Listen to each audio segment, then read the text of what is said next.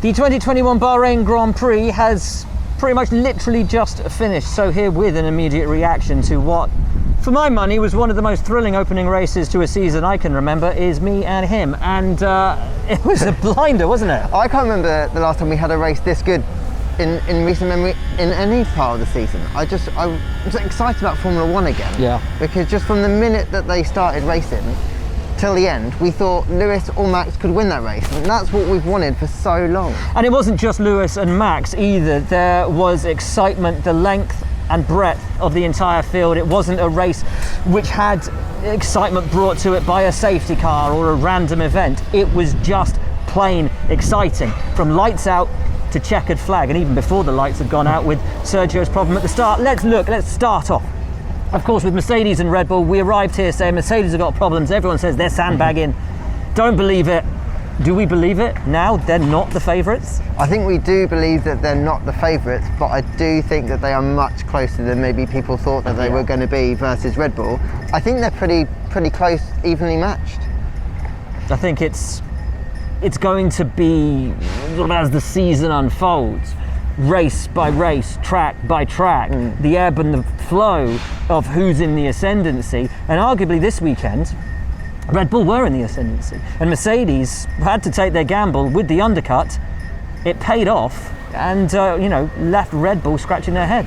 Yeah, I think Max was in the pen. He was quite positive about this weekend. He was, pleased that it was still a good amount of points. But I think the reality is this was a race that they should have won if they'd got everything right. And what they've got to do is, if they're going to make this a proper title fight, is take the opportunities and not allow Mercedes to undercut them, basically. And Mercedes had problems as well. Valtteri Bottas's pit stop didn't go to plan. Had Sergio Perez not had his problem before the start of the Grand Prix, arguably Checo could have ended up on the podium today, and we'd be looking at a different Constructors' Championship scenario. But in terms of the fight for the win, we'd still be looking at the same thing. And it's not a win that wasn't without controversy either, Lawrence. No. Of course, a lot of questions about what was going on at turn 4, the legalities or otherwise of what Lewis was doing, and then the move itself for the win. Yeah, so Max was told very early on in the race what Mercedes were doing with those both drivers, taking advantage, shall we say, at turn 4 and seeing what they could get away with. But he didn't do it. He thought it was well outside the rules. He didn't want to get involved. Then obviously he had that pass, and the team told him, you have to give the place back. Yeah. I guess at that moment in time he was frustrated. When I spoke to him after the race, he seemed to have come to peace with it. That was the right thing to do. It's just disappointing that was his one and only chance to get that spot. Yeah, totally. And as he said on his sort of cool down lap, you should have just let me go and I would have taken the penalty. As I understand it, it would have been more than a 5-second penalty. It probably would have been about 10. So he could have lost even more spaces had Mercedes been able to make something up in the end. As it was, obviously Valtteri pitted to take the point for fastest lap. But Lewis, meanwhile, as you said, was I think the polite way to put it, as I've heard from the stewarding office, is he was taking the mick a little bit. They were allowed to go wide there, but not to make it too obvious and not to make it sort of too obscene. The issue you have now is that continual grey area and controversy over what constitutes a lasting advantage. We look back at Max's move in his early years in Formula One, that move on Felipe Nasr at Blanchimont, where he went all 4 off. You couldn't prove lasting advantage because Nasr pitted at the end of the lap. It's a grey area, but it does cause controversy, and it's very difficult to bolt down what constitutes a lasting advantage in those kind of scenarios. Was Lewis a lasting advantage for consistently going across that point? You could argue yes.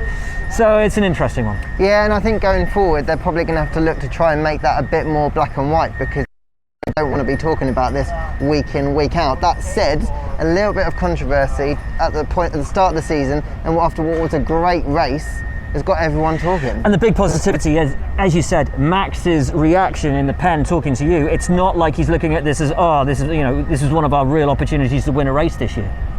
It's not 1 in 5, it's we're here to win, on to the next one. And that is so positive. And that's a complete mindset change. So for him to come into this year and think, well, hang on a minute, I've actually got a genuine chance here at several races this year to mount a championship fight.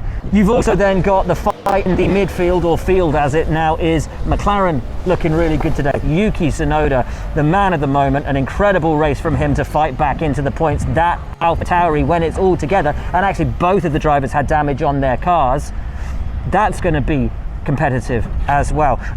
It's been a really fascinating day here in Bahrain. Yeah, I think generally speaking it looks like the whole field is closed up, so that even though Mercedes and Red Bull rather are clear at the front, it seems like the rest of the pack is much closer, and you just get that vibe when you're talking to, you know, the guys at Ferrari or McLaren, is that, you know, they don't think that they're out of this. No. You know, and if they can get themselves in the mix, Lando was talking today, could have got a podium. Yeah. You know, because, and you know, a year or two ago you wouldn't have ever thought the midfield could be challenging for those kind of positions in a proper race, in a pure, normal, authentic race. So I think, yeah, huge positivity to take from today. Fantastic battles all the way through the field.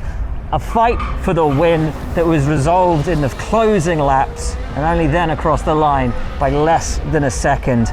Doesn't get much better than that for a season opening race. No, completely. And now we go to Imola with high hopes that we are in for a season that could bring us a lot of joy. Cannot wait. In fact, the gap between the two almost seems a bit too long now, doesn't it? Want to go straight away next week. Thank you for tuning in, folks. Thank you for watching. We cannot wait to get back to racing ways in Imola for round 2 of the 2021 Formula One World Championship. And if it's even half as exciting as this race, we're in for another thriller.